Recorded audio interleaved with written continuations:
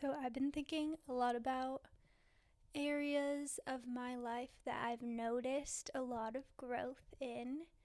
And we talk about growth in many ways on the show all the time. And I want you to think about, where have you grown the most recently? In past episodes, we've talked about like super important topics and big topics like health, relationships.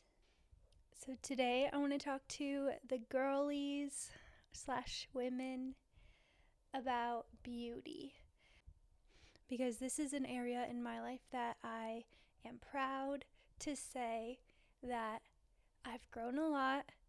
I am not so obsessed with looking perfect. More like I don't spend hours and hours and hours getting ready anymore like I used to. But at the same time, I do still value beauty, and I think it's important to look and feel your best. It's just I've streamlined this so much and realized that most of the beauty practices that we normalize or think that we need are actually just completely unnecessary, and they really don't make a difference in the way that you look. People really don't even notice them, or they even could contribute to you looking worse, because people could tell when you're trying too hard or when you're like overly done up and it doesn't look natural. So mostly all my beauty practices, I try to return to nature, like everything. Obviously, the way you live is the way you do everything. So my new approach to beauty is very much in alignment with the way that I eat now and the way that I interact with the world and the type of social outings that I do. It's all changed a lot since my early 20s. So I'll bring you back, paint the picture a little bit.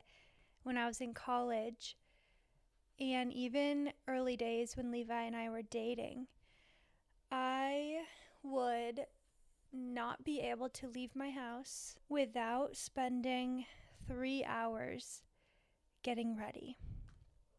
It had everything to do with the everything shower, which had like so many things to do in the shower. Deep condition, exfoliate, shave everything. I don't even know, face wash, so many things. Then the getting ready, like blowing out your hair, curling your hair, then doing tons and tons of makeup, like tons and tons of makeup. Then finding the right outfit. I had so many clothes and so many like cheap, fast fashion type clothes, and you just try on so many things. All of it took so long. I skipped steps before makeup, like self-tanner. You have to slather on self-tanner. And before you do your makeup, you have to check and make sure every eyebrow hair is trimmed and plucked correctly. So it was just very involved. And I hear so many people talk about this all the time, that like to be a girl is so much work. I just am really losing that idea completely and realizing that it's actually not a lot of work to look great. And that really comes down to what you look like on the outside is a huge reflection of what you put in on the inside, what you take in every way. And the more time and attention you put into consuming beautiful, alive, natural things, the less and less time you'll actually spend on your physical appearance. So it's not about like looking lazy or having bad hygiene now because you don't do all the things. It's just about streamlining and realizing that it doesn't take a lot of effort to look your best when you are healthy and you feel good about yourself all the time. So I want to go through a few things that I used to think were essential and now I don't do at all, and I actually think either lead to looking worse or lead to like a toxic load that causes problems that eventually make you look worse and unhealthier. So if it contributes to poor physical health, it doesn't contribute to beauty. And so that's the connection that I had to make. So I'll start with hair dye. I used to get my hair done like every 6 months, and I had like blonde hair for a minute when I met Levi, and I honestly look back and I like how it looked, but I had to let it go because the problem was like I would go and get my hair done, spend over $300 every 6 months, and I never liked how it looked right after. You always had to like give it some time. So you leave the salon feeling a little bit self-conscious, not great, and then it all fades anyways. Like it all fades, it doesn't last. It doesn't change the way you feel, the way you think it will. You think you're going to go in and get this gorgeous makeover and come out like a new person, but it really never ends up like that. What happens is you go in and you sit in a chair and you are stuck and you are miserable and bored and wasting your life. For me, when I was doing the blonde hair, I would sit in the hair salon for 6 hours sometimes. It was always 4 to 6 hours for me because I have very thick hair. Huge waste of time. I always looked forward to it, but then I'd be sitting there and just thinking like, why do I look forward to this? Like it really sucks. It's not fun, and it's tons of money, and it's tons and tons of chemicals, like crazy harsh chemicals that you're just sitting in. And for what? Like I did like my hair being blonde, but I also look back and it's very dated. Like you could tell like that was a stage. It's unnatural. And there's no reason to keep that up. And when I went back to my natural hair color, I was really surprised that it's like almost black hair, which is funny because one time I did dye my hair black in college and I could have just let it grow out like I have now. And yeah, sometimes you feel like, oh, it's a little bit boring. And I think a lot of times we go and get our hair done because we're like bored with the way we look. But it's just such a momentary feeling. Anytime I get ready and maybe I put my hair up in a clip or I curl it and leave it down, like it doesn't look boring. It only feels boring when maybe you're like having a lazy day, your hair's like thrown up into a bun and you're like, ugh, I need to do something, I need to get my hair done. When it's like, no, if you just put it in a nicer clip so it's not like just thrown into a bun, if you just like get ready, it looks fine. Of course, I'm gonna have to cross that bridge of gray hair when I get there. I do actually sometimes get gray hairs now. I'm gonna blame my grandpa and his genes, because I've been getting gray hairs since 6th grade, just like one here and there, and I just pull them out. And when I have black hair now, my natural hair color, it's really obvious when I have them. So that's just something, but once I start having full-on gray hair, I'm just gonna have to see how old I am, how I feel about it, take it as a learning lesson to like, I don't know, do some more internal work and grow in the way that I see myself. But then I know there are like natural hair solutions. I've never tried these, so it's hard. I can't recommend yet. But I know like in ancient times, they used to dye their hair with like cocoa powder and certain herbs and flowers. And I know they sell a natural hair dye just using herbs and flowers like that on Mountain Rose Herbs. So I think my mom has tried it. I need to ask her about how that went. It might not work at all, and of course I'm sure it doesn't work as permanently or as strongly as these crazy chemicals, but it's something to try. That's what I would definitely try first when I get gray hair before I ever think about going back to a hair salon. It's very freeing to not go to a hair salon. I have in the past 2 years. I've gone once a year just to get my hair cut, and I'm trying to phase that out too because I really don't like going.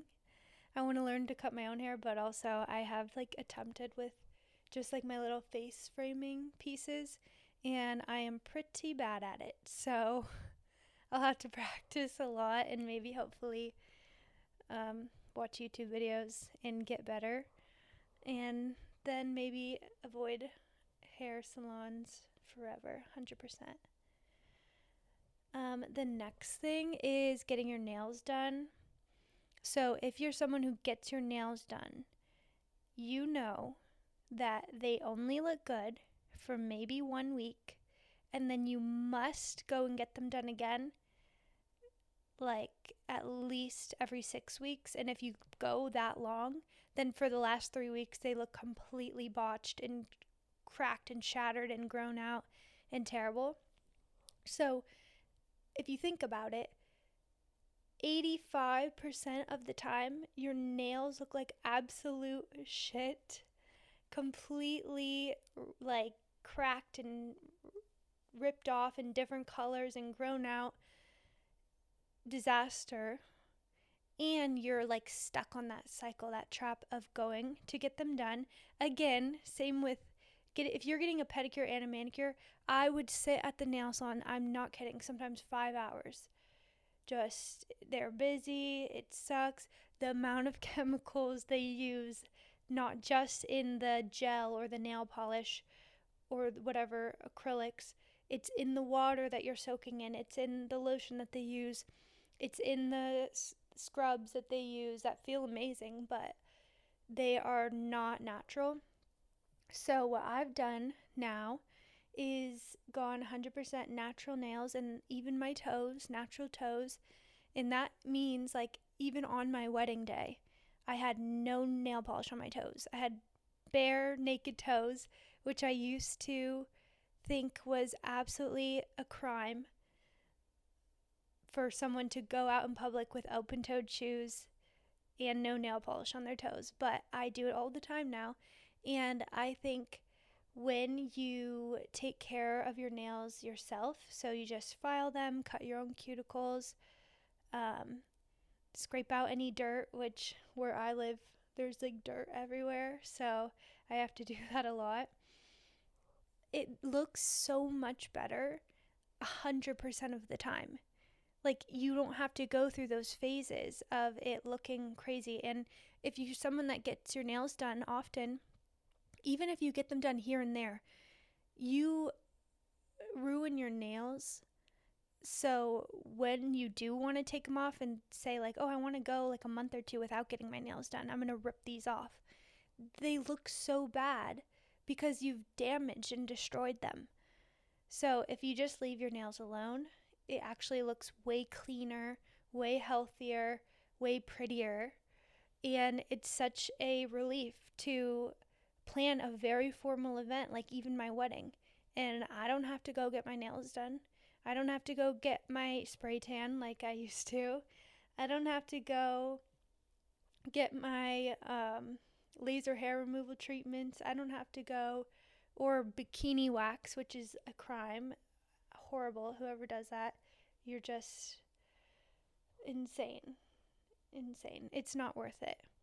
So all of these things, even when there are formal events, you don't need all of those things to look great. I love my wedding photos. I loved how I felt on my wedding day, and I didn't need to have my nails done, have my spray tan, to have all of the things that I used to have. That's the next thing. Obviously, spray tanning I used to do all the time because I used to be very insecure about how pale I am. And I still do know, like, you look way skinnier, way more snatched, way healthier when you have a tan.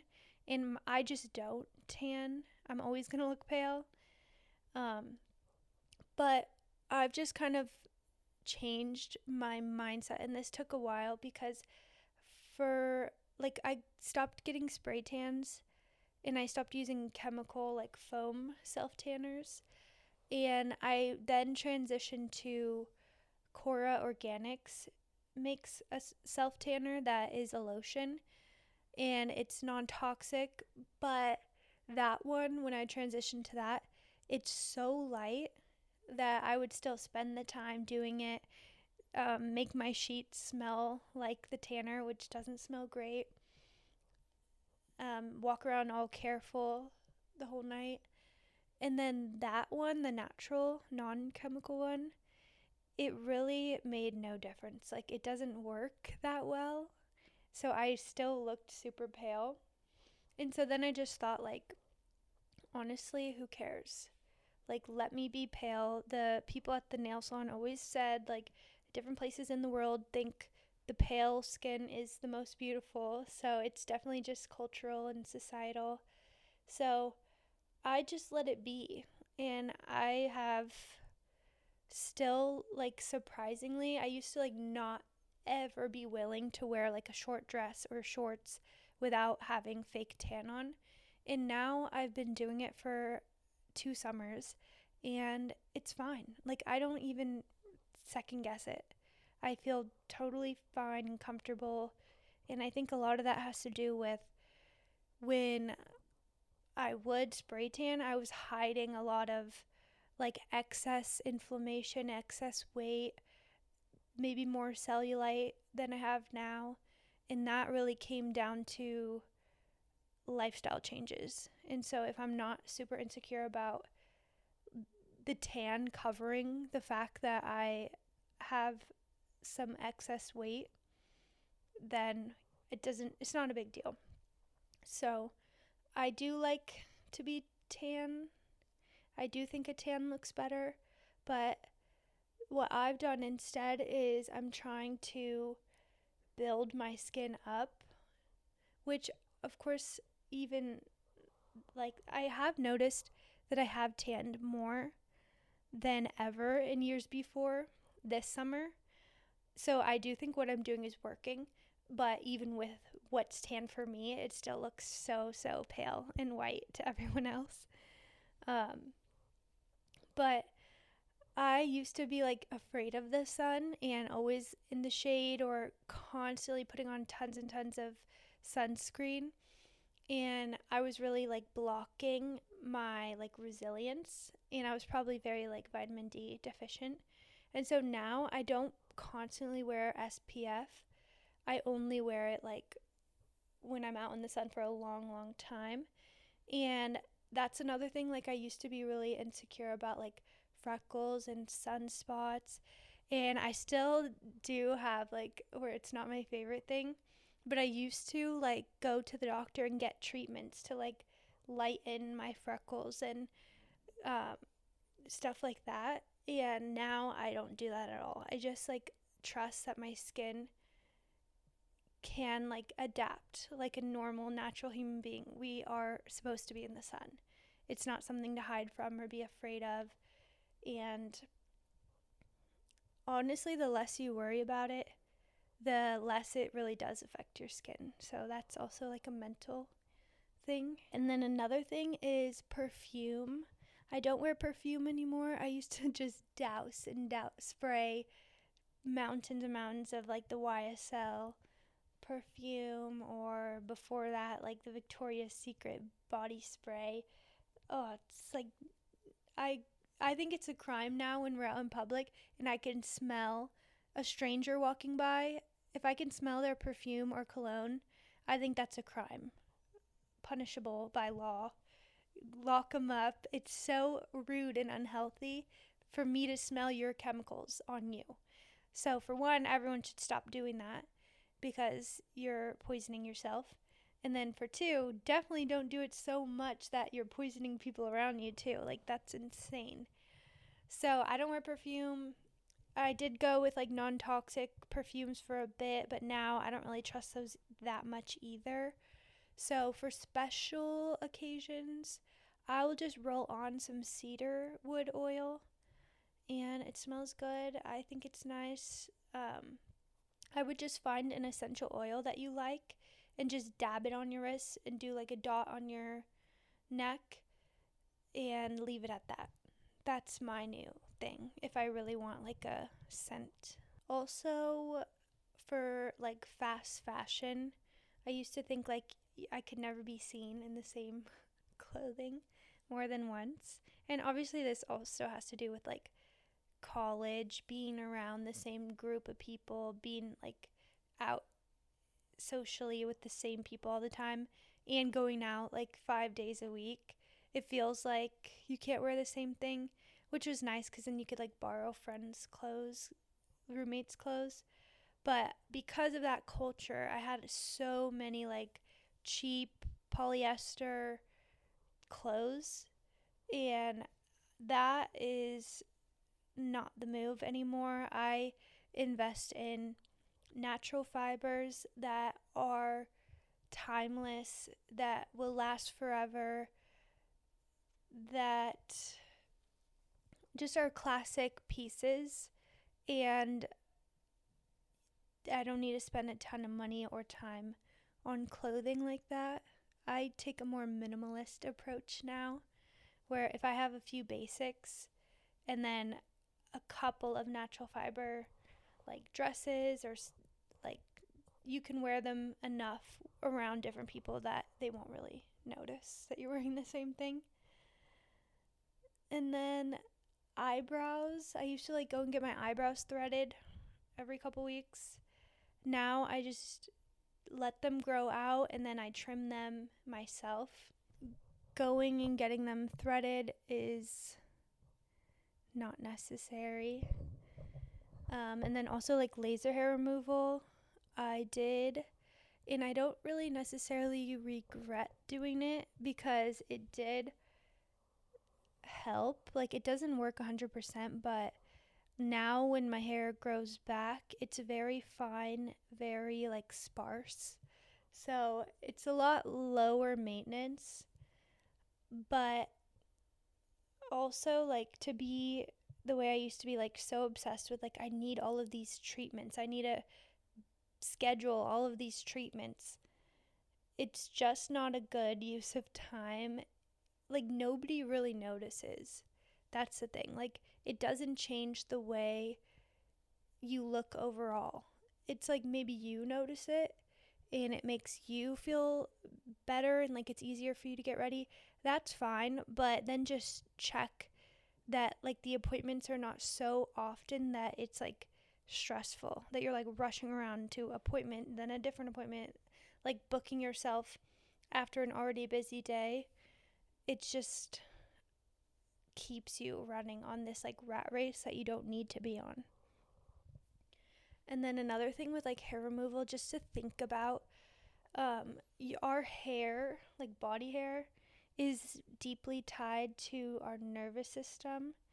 So if you're like deeply anxious, it's just something to think about. Like, I do still shave and I like to be hairless, but on the body.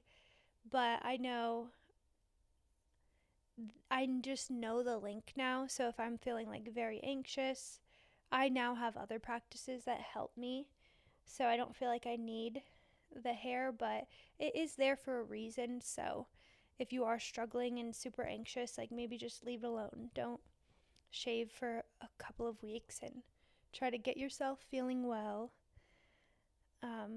Just something to think about that I didn't know of before.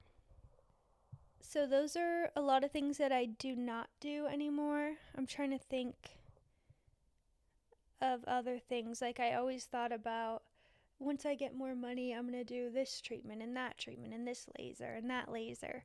And now I just don't think it's necessary. So what I do, I went through a lot of what I don't do. So what I do for beauty, let's get into some of those things. It's very minimal and simple and natural, but it all works, and I think it all helps a lot. So first is castor oil. I use castor oil on my eyelashes and sometimes my eyebrows. Sometimes my hairline too. Like obviously I don't have problems with this, but I do have like baby hairs.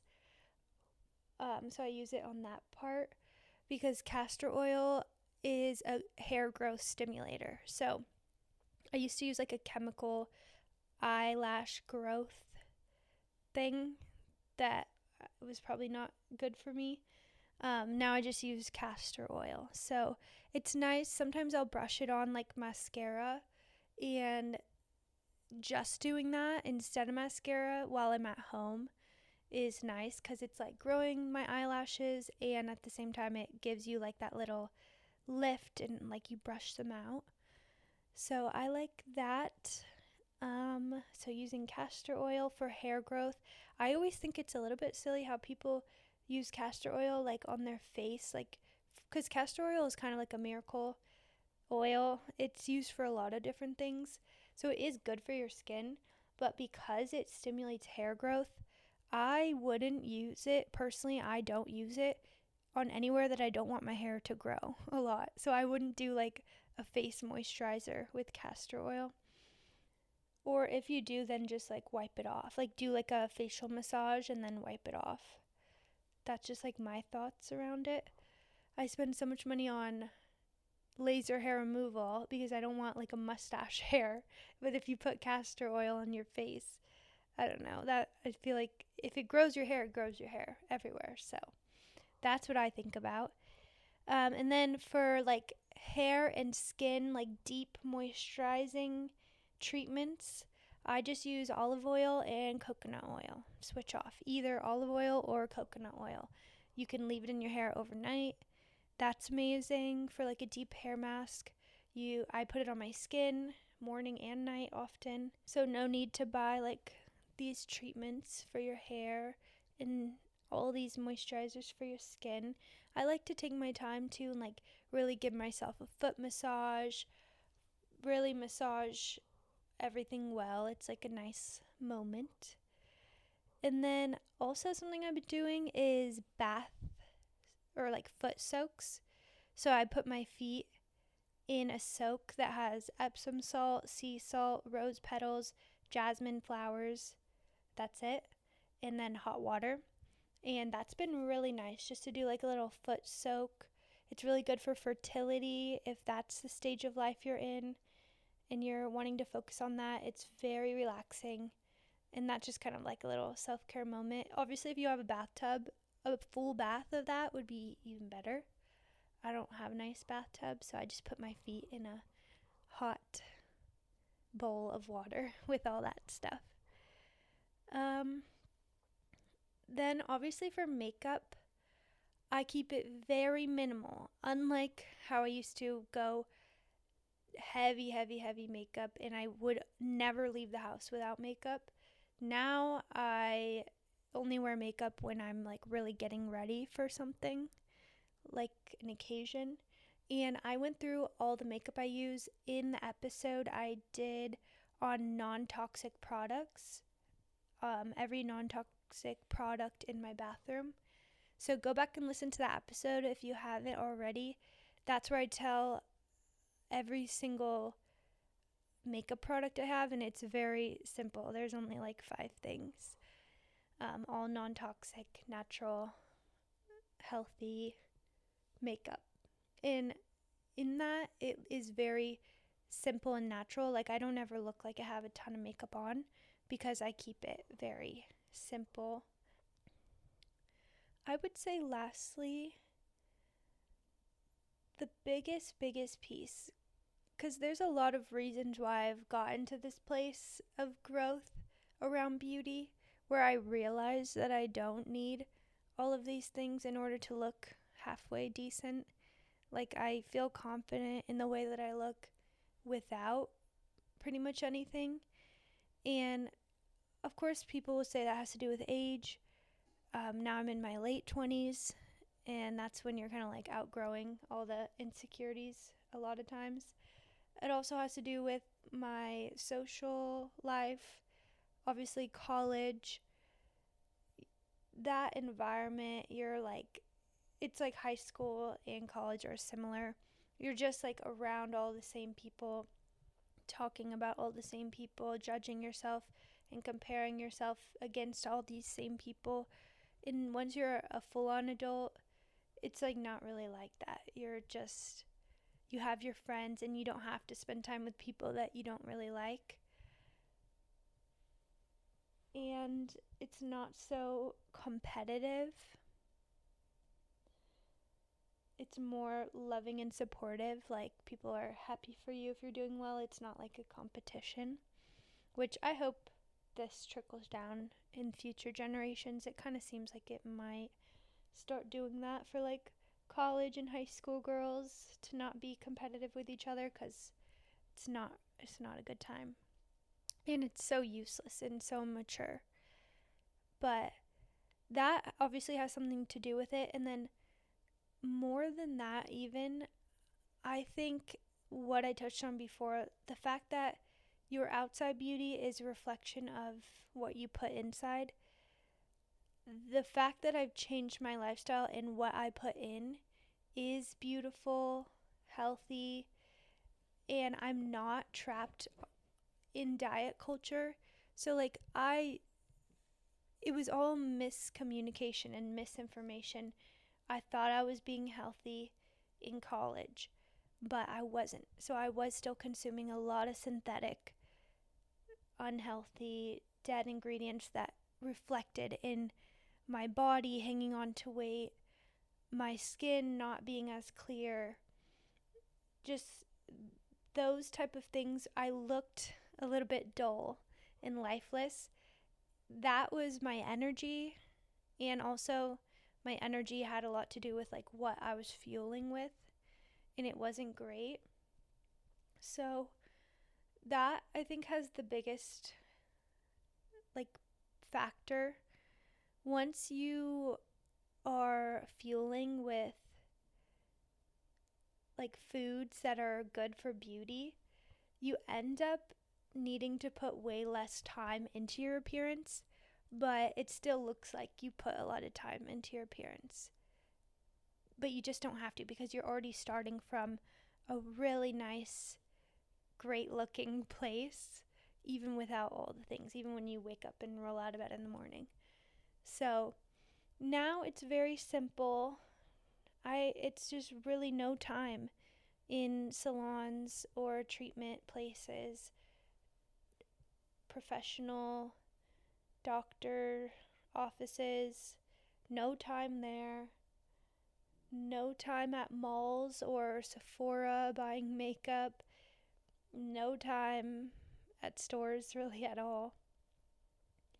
And more time at home, more time in nature, more time soaking nature into my skin with like natural products. That's been the biggest thing. Obviously, beauty is like a lifelong journey, and I'm still young, and I know there will be different challenges that come, like obviously as I get like wrinkly and older, as I have kids and your body changes. Like, beauty is like something that is lifelong. There's beauty everywhere around us, and I think the more you go out and see and experience beauty in life, the more that you exude that same beauty from your own body. So let's try to do that. That's my little takeaway for you. Go see if you can spot a butterfly or a pretty flower, and just be aware. Eyes up off your phone, look around, see beauty around you, and then a lot of that will reflect out from who you are too. Hope this inspired you today to think about your beauty practices. Maybe there's some that you just have always done. And I just am saying now, like, think about it. Is it necessary? Just because I'm telling you that I don't do my nails and I don't dye my hair, if those things are genuinely like stuff that you love and stuff that does help your image, then help the way you feel about yourself, then just try to find the most non-toxic way to do that and the most like flowy way to do it, where it doesn't impede on your time and energy, because sitting in those places, just breathing in all those chemicals for hours and hours and hours, it is such a drag. It is draining and it's not a good time. So, something to think about. If you want a super easy, like literally 2-minute snack for beauty, it has all the things: antioxidants, ancient beauty like chocolate. Chocolate is something like ancient princesses consumed every single day for beauty. Mineral salt. So I have a little recipe that is so easy and amazing in my newsletter this week. So be sure to check that out and let me know what you think. Cheers to beauty practices from nature and simplified.